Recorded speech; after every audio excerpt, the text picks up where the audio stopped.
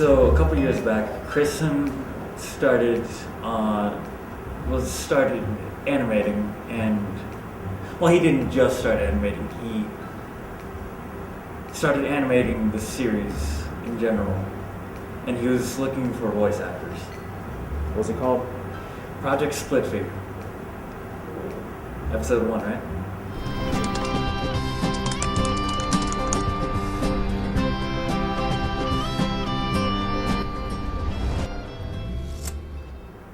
He was going around talking to. Well, he was saying to in as many of his classrooms, saying, "I need someone to voice act for this animation I'm making." I said to Kryssen, "Yeah, I'll voice act for you." Then Kryssen said, "Here, say these lines." So I said the lines, and he said, "Okay." So that's when it started. Yeah, Kryssen and I recorded a few weeks after that. I can't believe it. I almost had him. Relax. You were just doing what you felt was right. A couple years later, he came to me and said, "I'm working on a movie for Project Split Figure." And then he's telling me that he needs me to play as Shade once again. So I said, "Sure." Then eventually, Kryssen and I started, we started recording relatively early, but it did take, I think, a couple of months to finish all of my lines. So, yeah, once we finally finished that, Kryssen kept, actually to the point of the time that this was being filmed, is sending me scenes from the movie to see if there's any errors. So I play a character named Shay. He is a stoic soldier-like, at least in the beginning he was. That's what he was like a couple years back when I started voice acting for Shay. But in the movie, he does show more emotions after he met a particular someone. It started a couple years back because that character was introduced in episode 1, but he does show more emotion towards her in the film. Just promise me you'll be safe. He is a stick figure, while everyone else has proper bodies. He's not the only stick figure, but he is the only main character that is a stick figure. Well, okay, so yes, Alva is a stick figure as well, but at least it looks like he has a body at least. Because his hands are just sticks, and what you see of his arms are sticks. But at least he has a shirt or something that covers him that makes it look like he has more than just a stick figure body. But I am always, for the most part, am a stick figure. So, for recording, the setting wasn't 100% professional, but it still sounded good nevertheless. After school, Kryssen and I would come up to the Mac lab, and all of the Macs in the Mac lab happened to have mics on top of them. And he would have Final Cut Pro, or Final Cut Express, open, and we would use the recording in that for voices. And I would just stand in front of, or I would stand over a Mac talking to a top of a Mac computer. It would have been nice to have a professional sound booth, which we do have available at the school to use, but Kryssen was never actually able to use it. And the reason why we couldn't use that professional sound booth is because they moved the audio lab but kept the booth in the same room. So there was no real equipment to use. It was just a silent room inside of the room. So I voice act for a few characters. The first one is Kay. Kay is a tough, no-nonsense leader. He doesn't get jokes, but he might crack a few good ones. is like this sort of ultimate good kind of idea I had. And if you notice, he never smiles. And there's a reason for that. I won't tell you unless you watch the movie. I didn't even really want to voice act for him. The original idea I had was to find a voice actor that sounded like the character Kick from Kick Buttowski. This gym is hallowed dodgeball ground, and we're sullying it with knitting and yoga? So what do you say? You think you guys can help me out? Does it have chaos? Because that was my ideal voice I had for Kay. But I couldn't find anyone, so I just did it anyway. Which turned out good, but you know, in the future I might do something with it.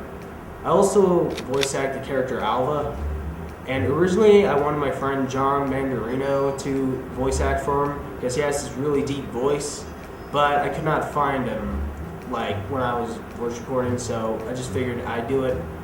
I did it on my DSi and modified the voice using that, and it turned out alright. Ah, my liege. Please forgive me, but I must ask for a favor.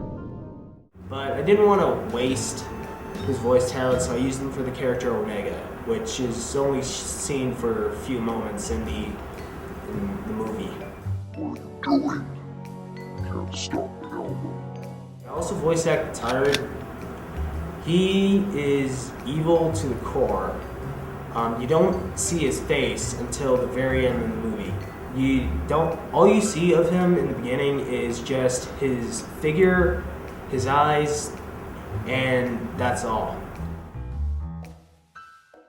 So Alexa is the female love interest for Shade, and the idea was to design a stick figure that was likable and you could tell was female without having to draw the stereotype of a figure 8 has boobs. I didn't like that. Or the whole triangle thing either, if you want to be like kindergarten. And originally the voice actor for her was this Carrie Mulvihill. Isn't that right?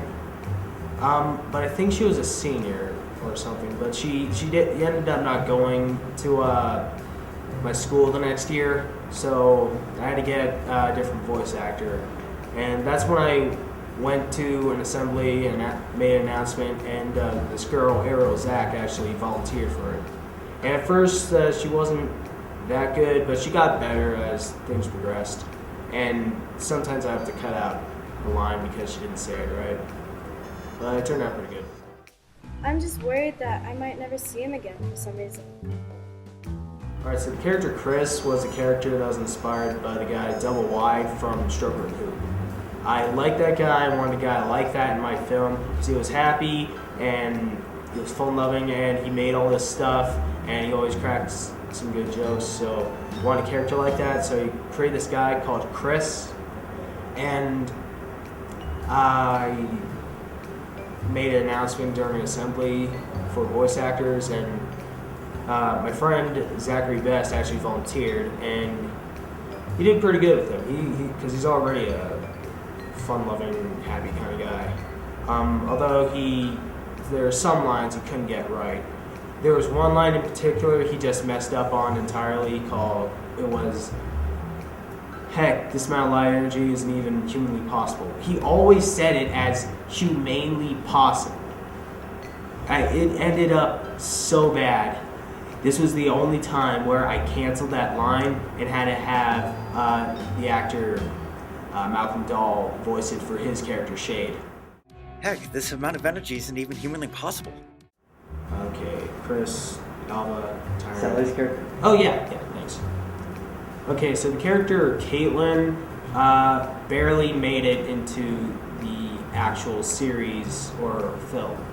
The idea was that since Shade had a love interest, there would also be one for Kay, but Kay just doesn't get it and he rejects her and all this stuff, and because he's a tough, no-nonsense guy, but so her feelings are kind of just tossed out the window with that.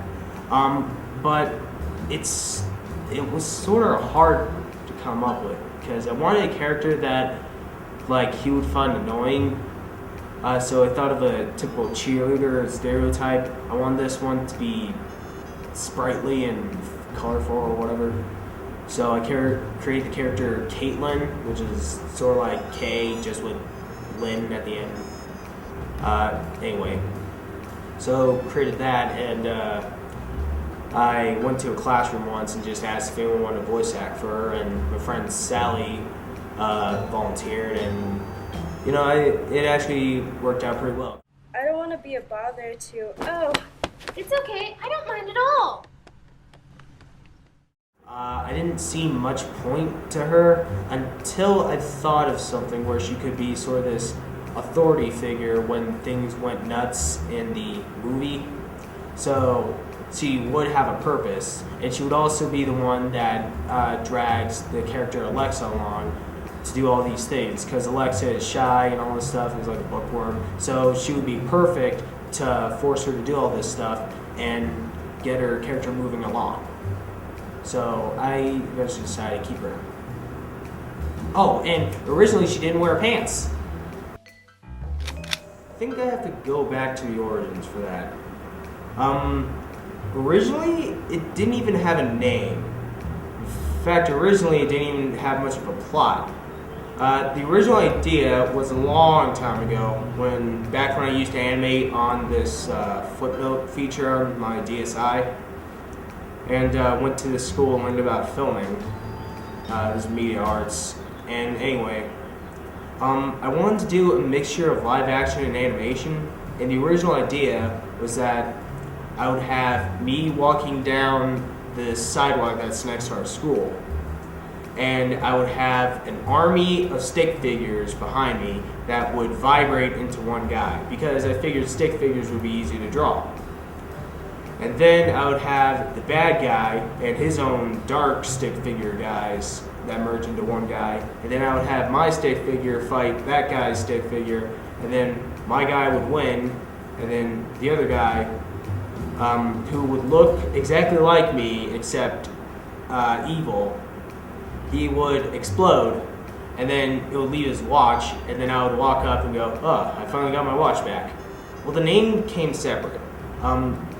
My friend Antonio was making this comic, and he didn't have a name for it, so it started stick figure. So one of the ideas that for a name I came up with was split figure, and he said he'll think about it, and he laughed.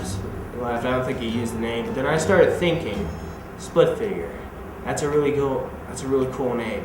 So how could I use that? So then I thought about that animation idea I had, and I already animated a few things for it. But then I thought it would be better to actually animate it into a series.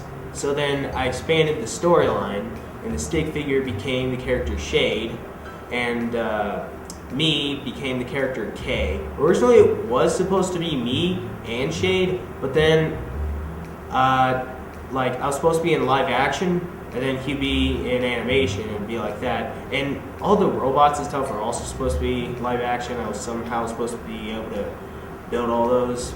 But that would have taken what? Cardboard? Just a bunch of cardboard robots fighting everyone? With a lot of time constraints I was under, I just figured, forget it. Make it an animation. Make everything animation. Except I was lazy on the backgrounds. I figured that because the original idea was a live-action animation mixture, so I figured live-action backgrounds would work. And it only helped one way. It made me get the project done faster, but I didn't know anything about aspect ratio or anything, so some of the pictures ended up blurry and pixelated and all this stuff, and it just didn't really work out and really contrasted to the animation. Later, I got good at this animation software called Flash, and decided to just animate the rest of the series, just all animation, and animate the movie in animation. I haven't finished the series as of this video, but they're gonna get done.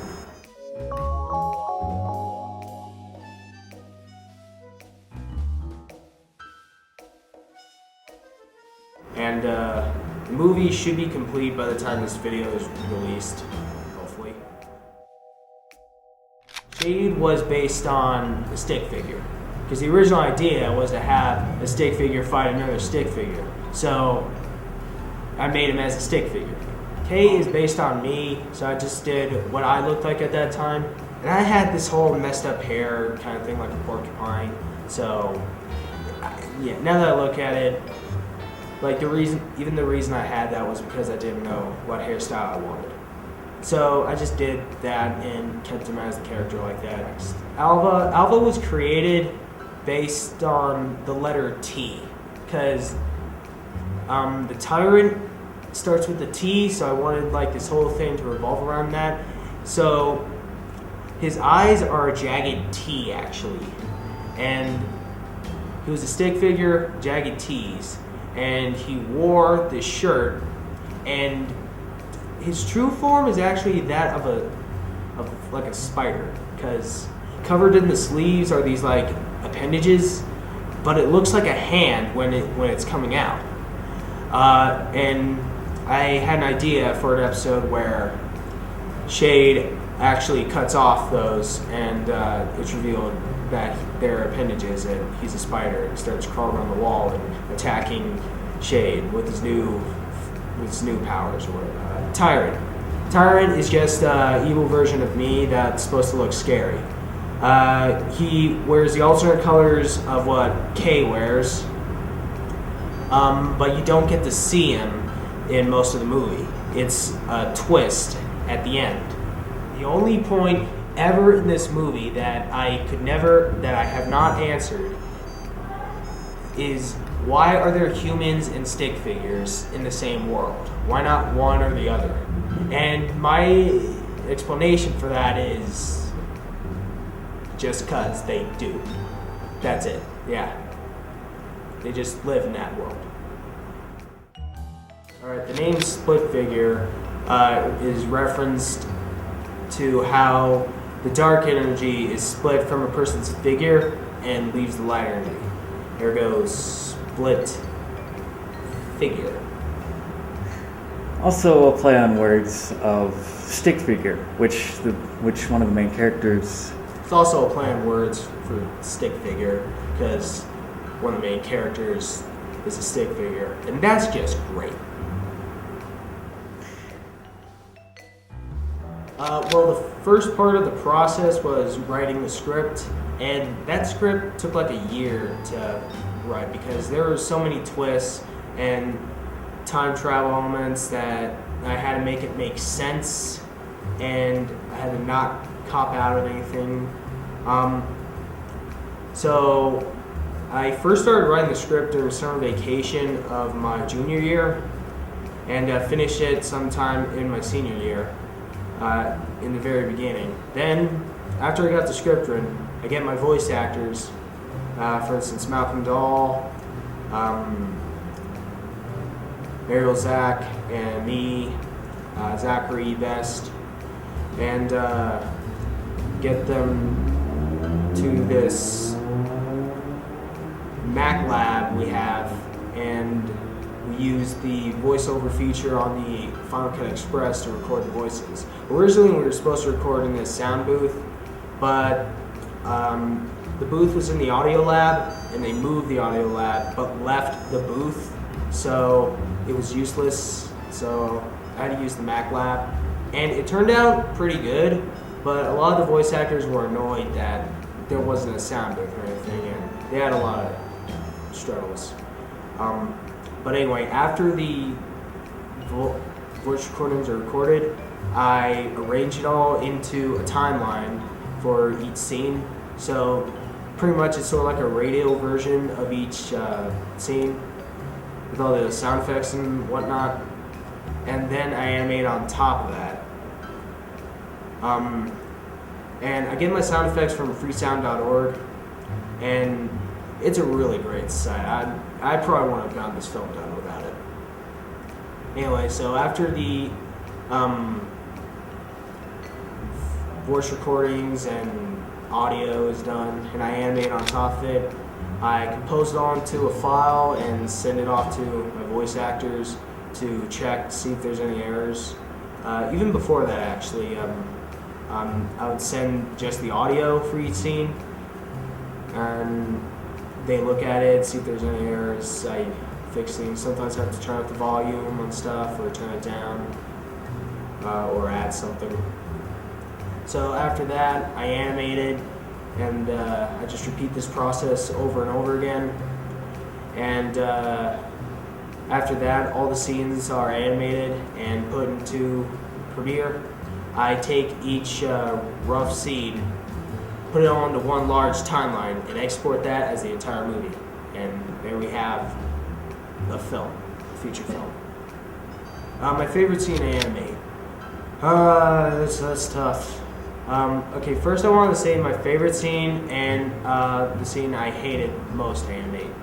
Okay, I guess my favorite scene would be top of my head, the final battle with Kay and the Tyrant, because it's just a one-on-one battle. I could go all out with it. They have these dark energy and light energy powers, so I could make up whatever I wanted. So I feel I had a lot more freedom with that. The worst scene I ever had to animate, probably the war scene. There were way too many people. I can't believe I wrote that in there, because there were so many people I had to animate doing different things and stuff. And even in the movie, the war scene was supposed to go a lot longer, but that was insane. I just shortened it, so it works, and it's a good amount. It's good. But, I shouldn't have wrote it to be so long. In fact, now that I think about it, I'm not even sure I should have wrote it in there at all. First episode, you want to talk about that? There's one thing I did notice about the first episode, and it has bothered me ever since I first heard the final version of the episode. My voice has sounded much squeakier than it should have. I'll be there to serve and protect him. You can't win, Alva. The only thing you'll get from striking me down is a corrupted future. Well, your voice was a little too slow. I needed to speed it up for to actually make it fit.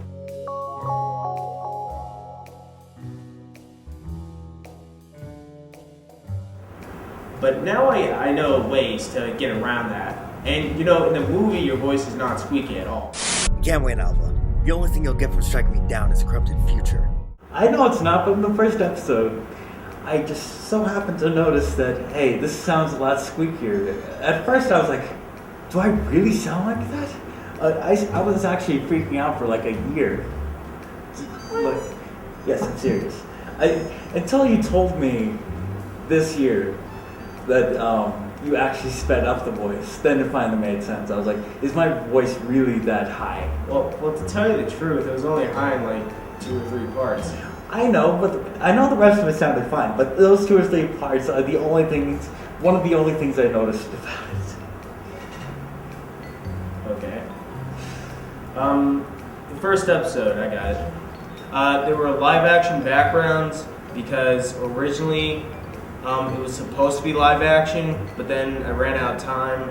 It was supposed to be live action mixed with animation, but then I ran out of time, so I just made the characters' animation with live action backgrounds. It didn't work as well as I thought it would. I didn't know about aspect ratio or anything like that, so it turned out pretty lame. But I thought it was awesome. At the time. Yeah, at the time. For the movie, you decided to have it completely animated, no actual live action images. Yeah, and to tell you the truth, actually the final battle of the movie was actually supposed to take place in this field right near the school, so it was like irony. But a couple of reasons. One, I would have to take a camera and make high quality photos, which would take some time. And 2, it wouldn't even make sense in the final product because they go to a place where time is paused. So why would that be the field by our school? I think that would be more of a joke. So I just... An inside joke that only some kids at this school in particular, which is a small school in the middle of nowhere. Well, it's in the middle of Albuquerque, but Albuquerque's in the middle of nowhere. It's in the middle of New Mexico. Yes, which is in the middle of nowhere. I finished the first episode in my sophomore year and was gonna finish the rest of the episodes during my junior year, but then this project called Captain A took up all of your time, right? Yeah, so I can do that. But I still plan on releasing those episodes, and they're going to be all animated. And most likely I'll also make a recreation of the first episode at some point in the future. And if I can get you to voice record those. Oh yeah, no problem. Yeah, let's talk about how hard it was to finally get your episode showing. So, there's a story behind showing the episode. Those jerks. I remember one particular one where they didn't have the files, so they were just playing it off of YouTube. Something was wrong, so they had to play it off of YouTube, but YouTube crashed in the middle of it. I don't remember that part. Well, I remember YouTube crashed because they were trying to show it on YouTube, but it crashed. I think that was the beginning, and then they had to reload the page. But then it was fun. And also back then, I didn't know that when I uploaded something to YouTube, when I actually watched it, it turned out crappier than what it looked like. Excuse my language.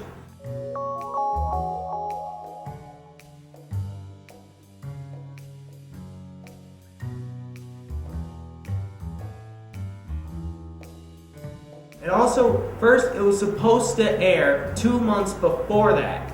But, you know what happened? The Spanish class, or Spanish advisory, was in charge of it. And, they forgot. I checked up with them halfway through. They said, oh yeah, we'll play it. And they forgot to play. Kryssen was annoyed, to say the very least. It was the first time I asked for something of mine to be in an assembly. Yeah, during our school assemblies, we show off student work here at this media school, and Kryssen just had the hardest time to show his first episode. It was ridiculous. I found it funny, but I knew that Kryssen was very annoyed, and it did bother me a little bit that he couldn't show it, but at the same time I was kind of glad because of my voice. I just became cherry red every time. Sorry, I can't stop thinking about how squeaky my voice got in the middle of that. Speaking of squeaks, but still, it must have been really annoying to have a month or two of not being able to show because of issues. Yeah, I mean, when I look at the episode now, I'm sort of glad they didn't show it, but then at the same time, I'm more mad because one of the other reasons I wanted it shown was to show people I was working on a project and actually get people to help out. And that something like that is what I did for this movie. I made an announcement during an assembly, a call for voice actors, and I got so many, so I know it would have worked. It was supposed to air at the assembly after that, but they forgot to tell them. So then, what?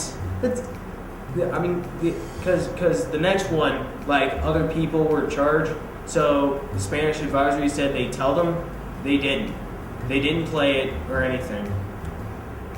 And then the third one after that, I don't think they played it either, because like they said, it didn't have the file. And then the worst case scenario happened. It was the final assembly of the school year. It played at the end on YouTube, and they didn't finish it. It was terrible. It was crappy quality. You barely saw it. I got no help. It was bull crap. Excuse my language. I understand you're very mad, and it really sucks just trying to show the first episode, but that was his first. Well, it was one of his first attempts at real animation, because he did animate stuff before this, but he wasn't working with Flash. This was his first full animation. So I was animating on my DSi, and then I was introduced to first Photoshop, then Adobe Flash. Then Adobe Flash. Adobe Flash I really liked, and I went with it, and that's what I used to animate the first episode. And a lot of the movie, right? Yeah, the entire movie is done in Flash. I have used other media, though, to help make it, like the Final Cut Express Malkolm already referenced, and Adobe Premiere. I think I used Photoshop for some of the posters, yeah, in the DVD title.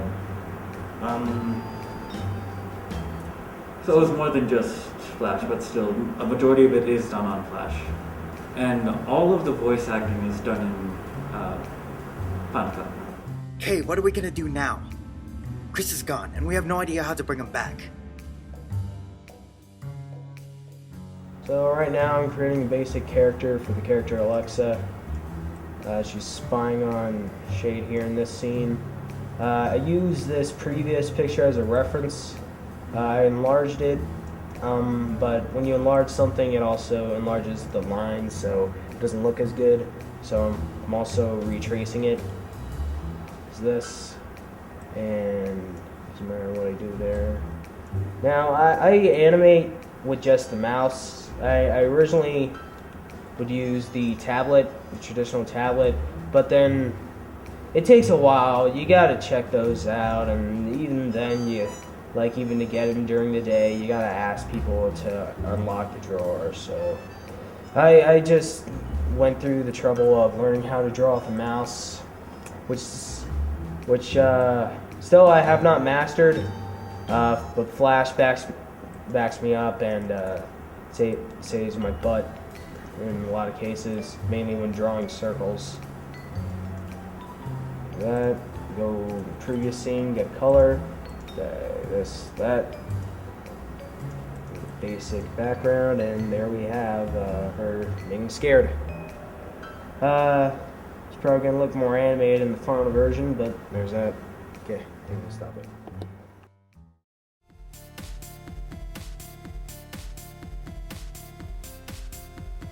Make sure to subscribe to Yowlife Productions for more great animations.